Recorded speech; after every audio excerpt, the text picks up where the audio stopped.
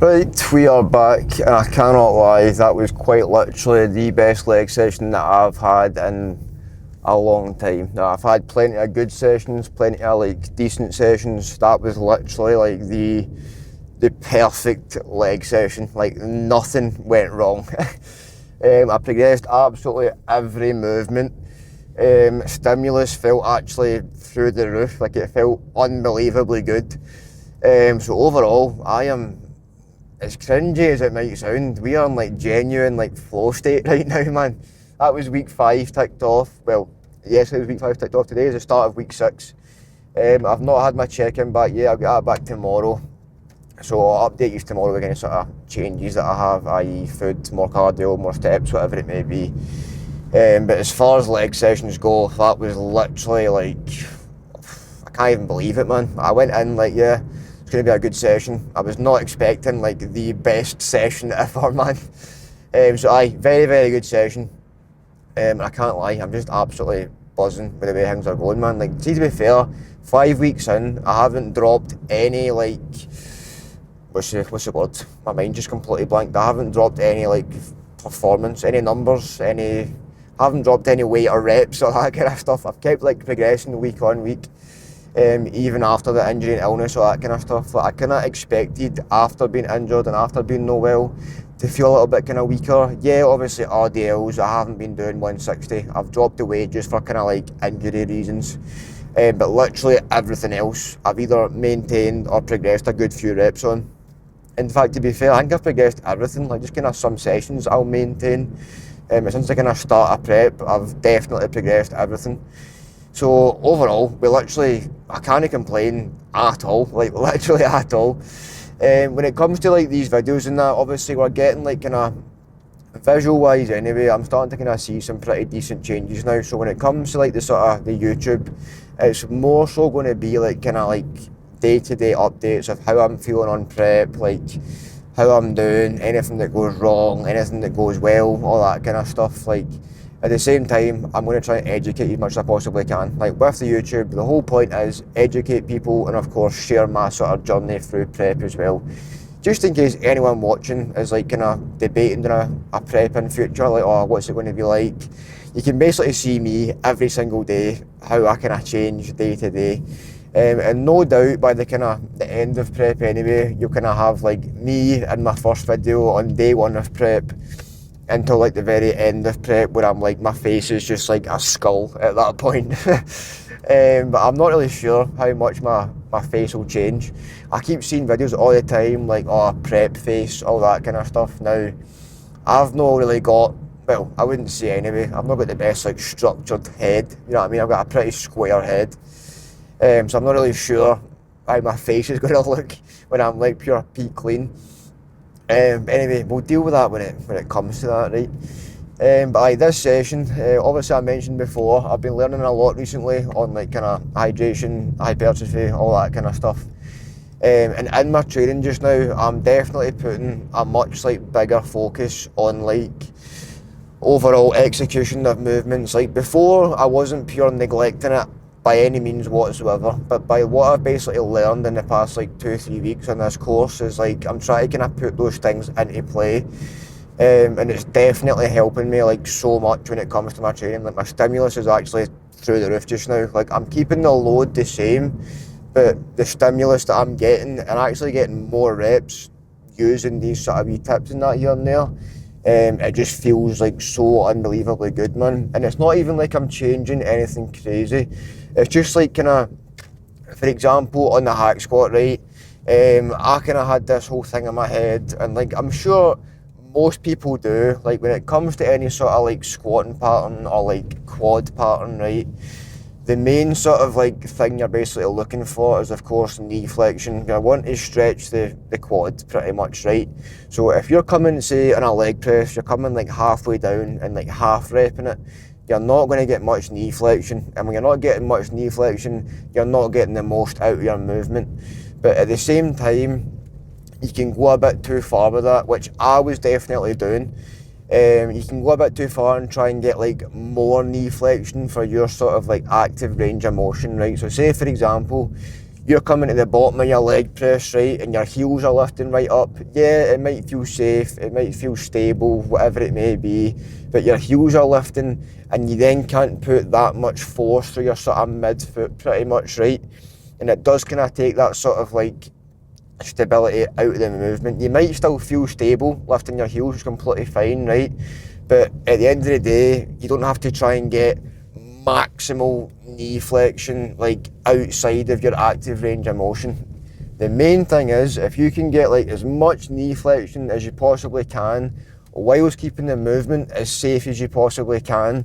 Like for some people like myself, my ankle mobility is pretty shit, right? But kind of messing about with sort of foot positioning here and there, you can get more range of movement for sure. Now, if you look at guys like, for example, it always comes to my head, I know, Joe Gann. If you look at Gannabolic on Instagram, right, he has freakishly weird ankle mobility. And I mean, like, he can fold himself in half. Now, bearing in mind, Joe's 130 kilos, right? 130 kg, and he can literally fold his body in half pretty much to get like crazy knee flexion on a leg press, right? Now, me personally, I just can't get like insanely deep. But if you kind of mess about the foot positioning here and there, kind of like wider stance or a narrower stance or a higher stance, whatever it may be, like you'll find a foot positioning that actually works for you. And over the past like 2 or 3 weeks, that's what I've been doing. Rather than focusing purely on knee flexion, I've been focusing on, right, okay, where are my feet just now? Where feels safe, stable? Where can I get pretty deep but feel powerful and feel stable? And by doing that, it actually creates better stimulus in your quads, believe it or not. Like, I know, absolute fucking shock, man. Like, it is actually, it sounds so daft, and you kind of sit and think, right, okay, but I was like focusing on knee flexion before because that is like stretching the quad, like that's what you want. Yeah, you do want that, but if you're not feeling stable, say for example you're lifting your heels like excessively at the bottom of a movement, right, you're then kind of creating this sort of instability in the hole. You then come halfway up, you're a bit kind of shaky, it then shifts the tension off the quad onto maybe your hips or whatever it may be, your lower back, whatever it may be, and it just kind of ruins the sort of like the flow of the movement. What I've found anyway, just kind of testing it over the past like 2 or 3 weeks now, when it comes to training, all that kind of stuff, like I am like the most open person when it comes to training. If somebody says to me, right, okay, Aidan, yeah, that looks not too bad, mate, but you could try this, listen, I'm going to try it. If they say it might work, I'm going to try it. If it's somebody that has like some sort of relatively decent knowledge about the gym, or just, I know it sounds pure like cliche, but someone that's like bigger than me in the gym, right, if they said to me, right, okay, that looks good, mate, but try this, trust me, I'm going to try it. I'm so open when it comes to training that I'll try anything that might create a better stimulus for me or feel more stable for me, whatever. But since kind of watching the whole like J3U lectures and kind of like actual watching how a leg press should be carried out, what you should be focusing on, all that kind of stuff, like since actually focusing on that, it's genuinely helped me like so much. Like, the difference is actually night and day, man. So if you struggle to like get any sort of stimulus or like kind of increase strength or like just feel like your form's kind of off here and there on a leg press, literally focus on like the basics of the basics. Literally don't lift your heels, just find a foot positioning that works for you. You can get maximal knee flexion, feel stable and feel powerful. For example, on a hack squat, right, you want your feet relatively low on the foot pad, but at the bottom you don't want your hips pure shifting forward and lifting off the back pad. You want to come deep. You don't want your knees to go forward over your toes, then at the bottom, come back onto yourself, right? If you think about it, in a hack squat, you want to come down, you want to create knee flexion by getting your knees to go over your toes, right? That is what I always say with any sort of like squat or leg press pattern, whatever it is. You want knees over toes if you're targeting purely quads or you're wanting more quads, right? So knees over toes at the bottom. What you don't want is to come down and force that much depth that your knees go forward. Then the deeper you get, your knees start coming back again, because that just takes the tension off your quads more on your glutes and your hips, right? And then chances are when you explode and come back up, your hips are going to just shift off that back pad and then create tension, obviously, in your lower back and your hips, when you don't want that. You want it to stay in your quads, right? So have your feet relatively low. You're wanting knees to come over the toes at the bottom. You want your knees basically as far forward as they can be at the bottom. You want to feel stable, brace nice and hard. Keep your lower back, your hips against that back pad, and then explosive back up to the top. Literally, it is like focusing on the most basic things. Like, you see so much shit on TikTok, Instagram, YouTube, everywhere. Everyone's trying to say, do this, do that, do this, do that. Literally just focus on the most basic of basic things.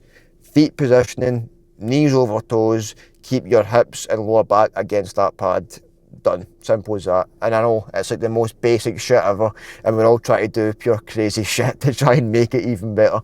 But actually doing that, like going back to the basics, it just feels so stable, so powerful. Stimulus is actually through the roof. And who'd have thought, man, it's like a full circle back to where I first began. But honestly, we're feeling really, really good just now.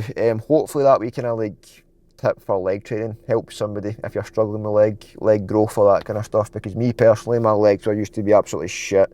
I'm not saying that they're absolutely amazing now, because they're not at all, but they're definitely better than what they were like a year ago anyway.